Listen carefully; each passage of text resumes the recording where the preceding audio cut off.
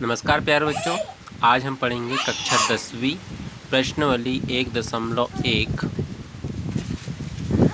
का पहला सवाल। निम्नलिखित संख्याओं का एचसीएफ ज्ञात करने के लिए यूक्लिड विभाजन एल्गोरिथ्म का प्रयोग कीजिए। तो सबसे पहले सवाल में हमको 135 और 225 का एचसीएफ ज्ञात करने की बोले हैं। तो हम पहला सवाल लिख लिए हमने, 135 और 225 का एचसीएफ ज्ञात करना। तो सॉल्व करेंगे हम। सबसे पहले तो ये बताएंगे कि इसमें बड़ा कौन है, इन दोनों में बड़ा कौन है।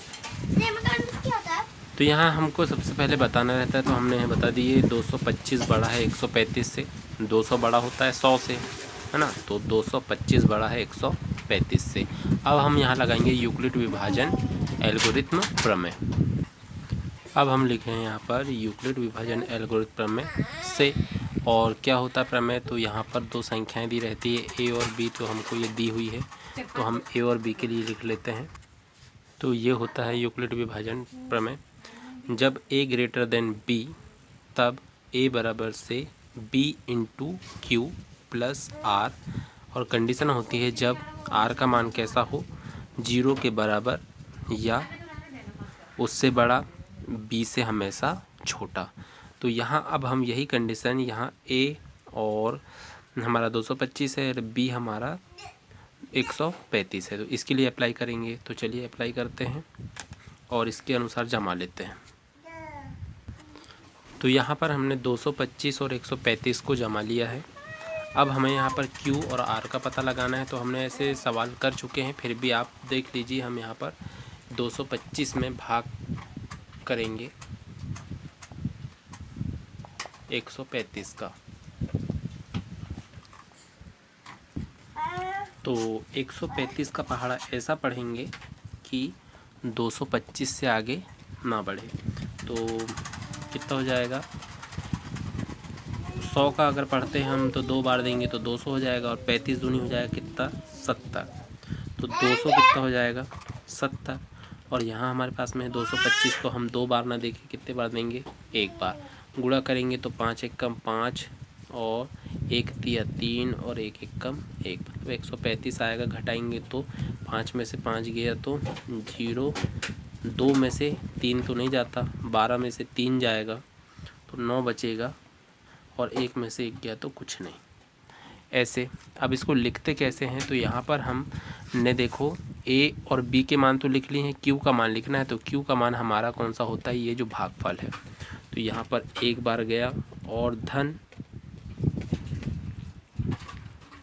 जो शेषफल नीचे जो बचा है वो आर का मान होता है, ठीक है। तो यहाँ हमारा कितना बचा है, 90।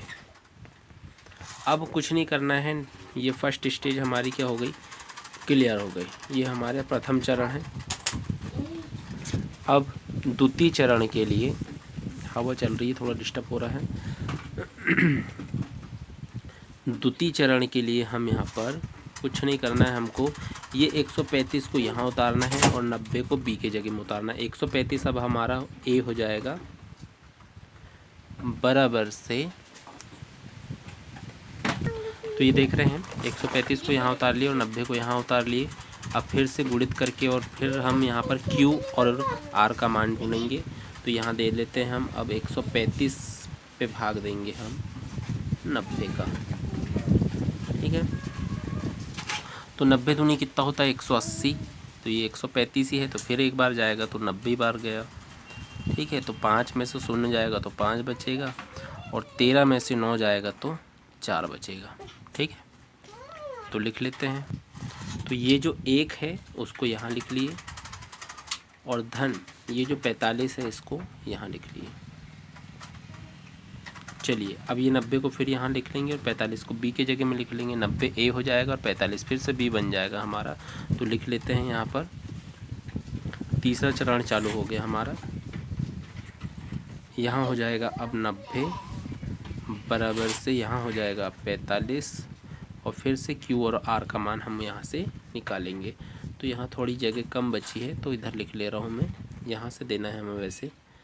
45 का भाग देंगे हम 90 में, तो 45 दूनी कितना हो जाएगा, 90, ठीक है। तो ये नीचे क्या बच गया अब अपना 0। तो यहाँ पर हमारा जो क्यू का मान आया वो 2 आया, और प्लस यहाँ शेषफल कितना बचा, तो 0 बचा। तो ये तो समझ में आ गया होगा बच्चों आपको।